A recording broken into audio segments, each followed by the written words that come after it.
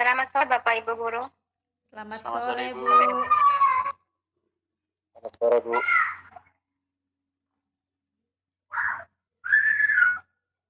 Terima kasih Guru.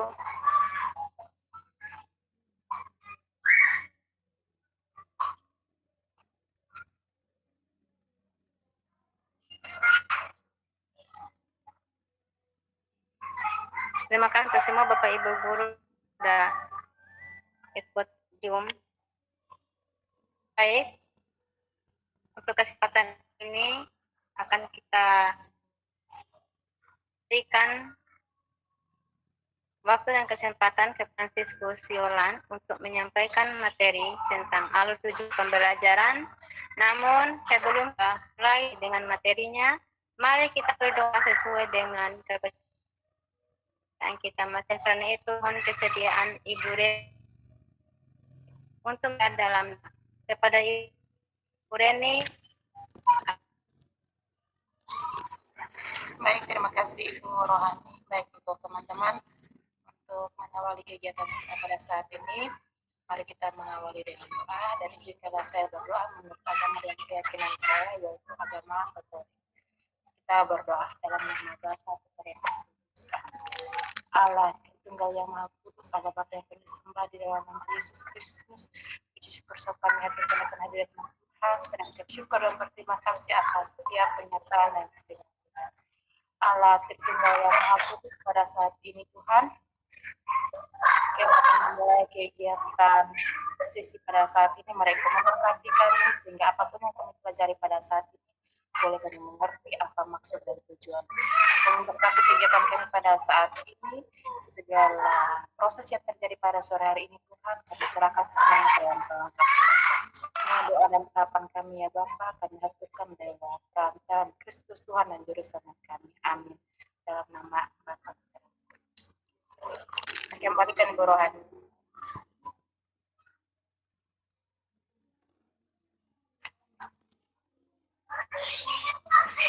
Terima kasih Ibu Reni telah memimpin kita semua di dalam doa. Selanjutnya kita berikan kesempatan kepada Bapak Francisco Siolan untuk menyampaikan materinya tentang alur tujuan pembelajaran. Kepada Bapak waktu dan kesempatannya kami silakan. Baik, terima kasih Ibu Rohani. Sebelum saya menyampaikan materi saya, pertama-tama saya mau cek dulu presensi kita hari ini ya. Bapak Kristianus hadir? Hadir Pak. Ibu Rohani ada? Ada ya, Ibu Reni ada, Ibu Rohani ada. Oke, baik. Rupanya kita berlima nih bisa saling berbagi informasi terkait materi yang sudah kita bahas di hari-hari sebelumnya. Untuk tidak memperpanjang waktu, kita langsung mulai saja ya. Oke, saya akan coba menampilkan materi saya. Mudah-mudahan Bapak Ibu bisa lihat.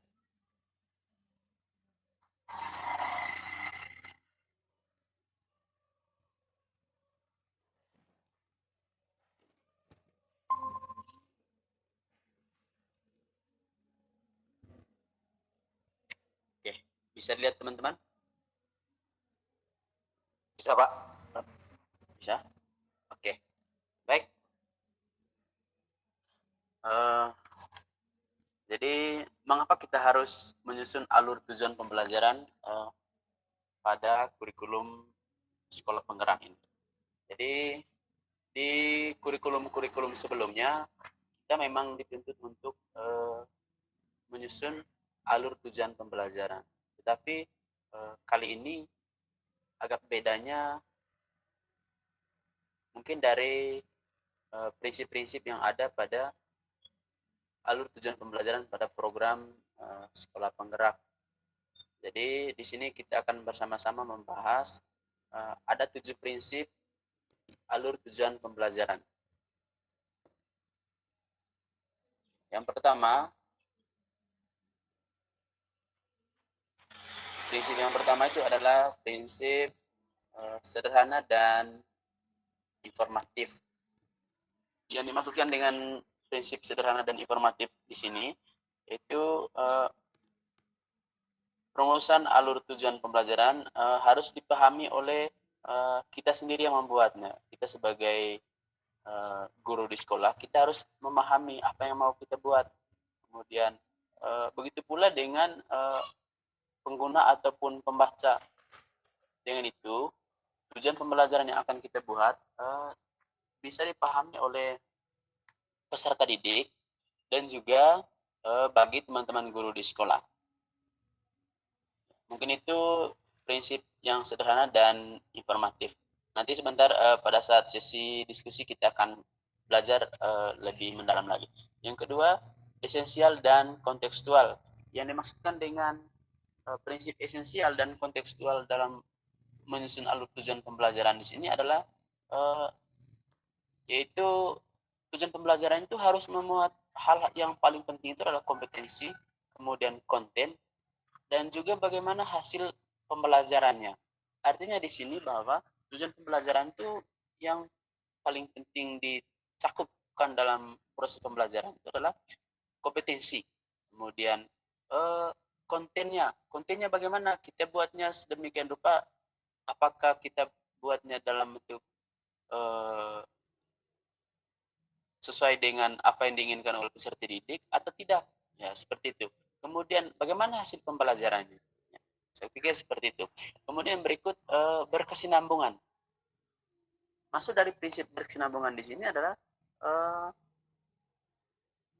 adanya kesinambungan antara capaian pembelajaran yang sebelum. Artinya antara fase dan antar tujuan pembelajaran itu ada kaitannya.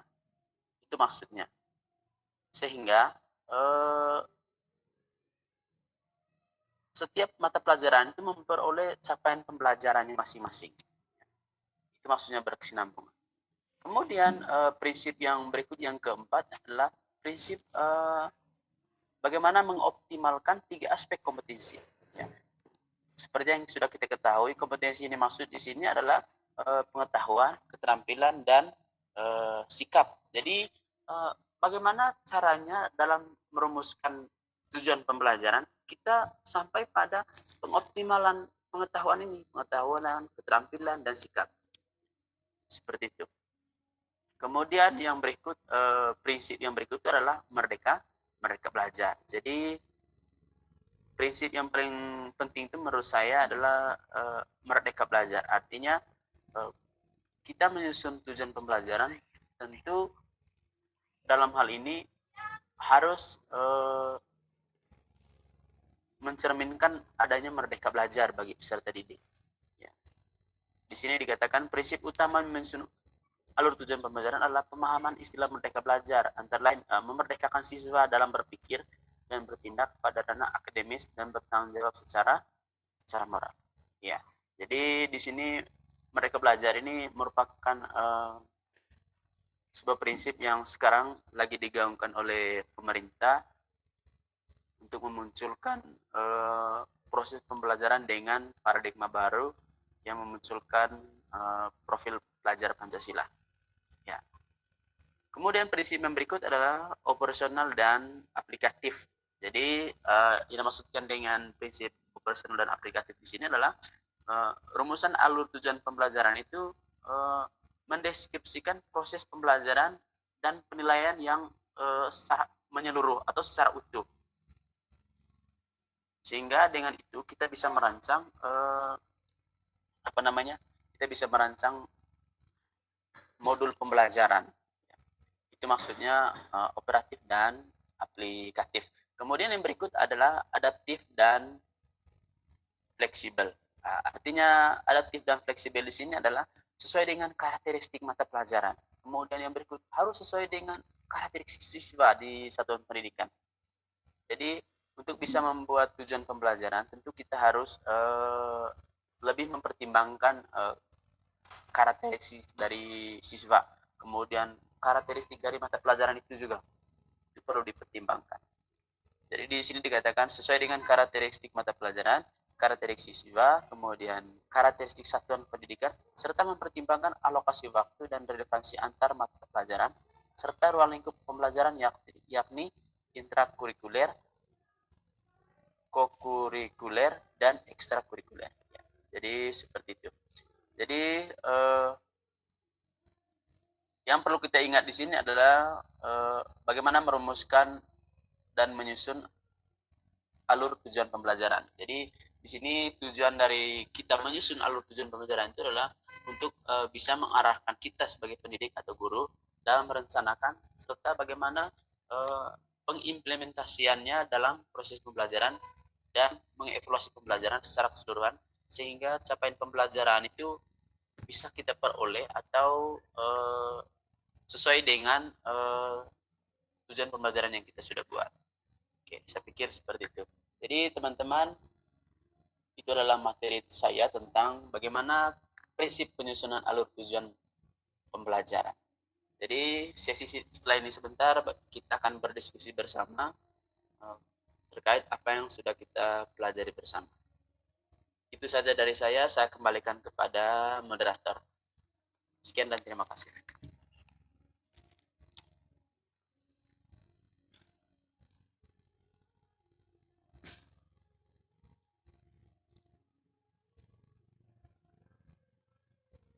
Mohon maaf Bu, kameranya. Nah ini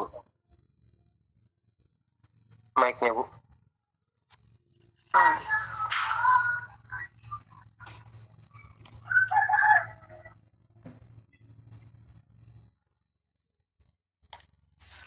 Oh ya, baik, terima kasih kepada Bapak Fransiskus Solan. Mari kita berikan aplaus untuk Bapak Fransiskus.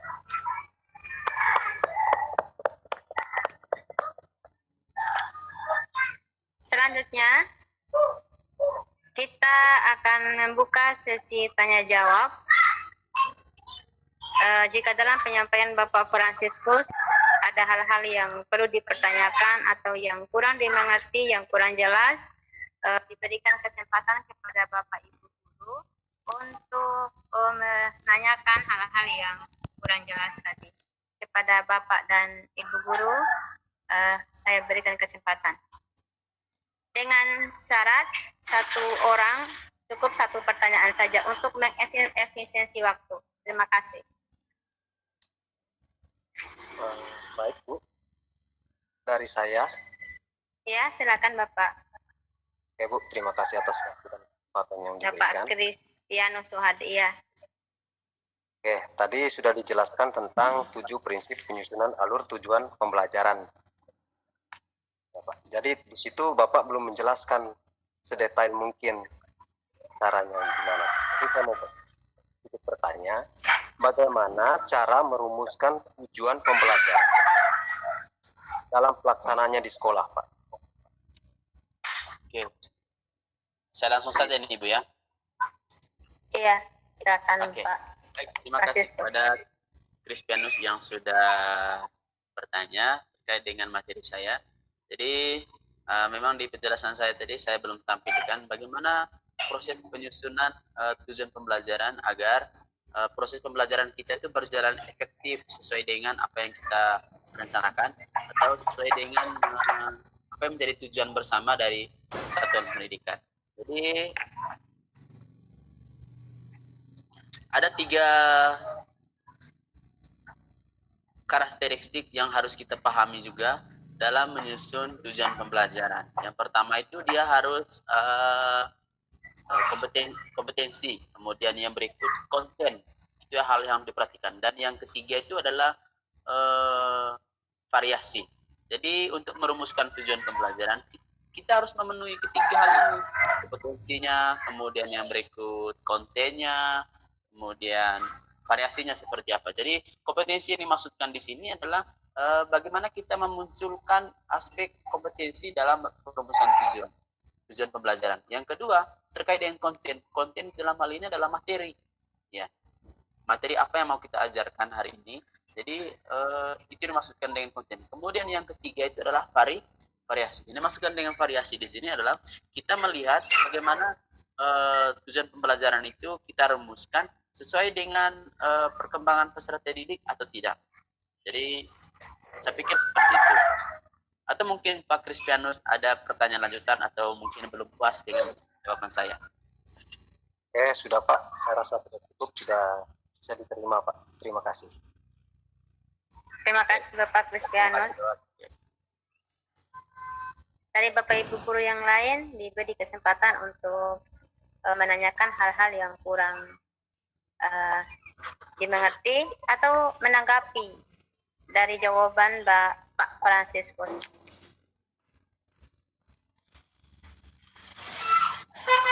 Mungkin ada teman-teman lain yang mau bertanya, silakan. Masih ada Bapak Ibu guru? Tidak ada, Bu. Ibu Reni. Ibu Reni. Pas. Pas. Baik, karena Bapak Fransiskus sudah menyampaikan materinya dan menjelaskan hal-hal yang kurang dimengerti oleh Bapak Fransiskus, Bapak Kristianus, maaf. Oleh karena itu, kita akhiri materi ini dan terima kasih atas perhatian Bapak Ibu guru. Selamat sore. Selamat sore, Bu. Terima kasih. Selamat sore, teman-teman. Selamat sore. Selamat sore semuanya.